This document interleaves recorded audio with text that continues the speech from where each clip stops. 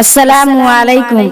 फरिश्तों पर ईमान लाने का मतलब है कि फरिश्ते अल्लाह के मखलूक है। अल्लाह ने उन्हें अपनी बंदगी के लिए पैदा फरमाई है और उनका वस्फ यह बताई है कि अल्लाह का निहायत बुरगुजीदा बंद है, जो उसके सामने बात तक नहीं कर सकते और उसके हुक्मों पर चलते हैं। कामों के लिहाज से फरिश्तों की मुख्तलिफ किस्में हैं।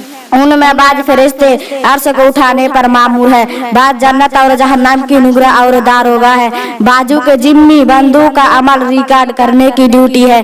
तफसील तो हमारा ईमान है कि जिनका नाम अल्लाह और उसके रसूल ने बता दिया है, उन नामों के साथ हम भी उन पर ईमान लाते हैं।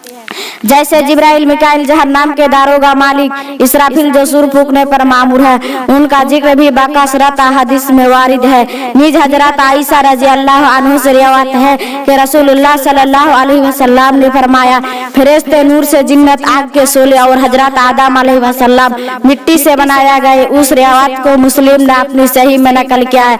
अल्लाह हम सबको तमाम फरिश्तों पर ईमान रखने की तौफीक अता फरमाए। अस्सलामु अलैकुम व रहमतुल्लाहि व बरकातुहू।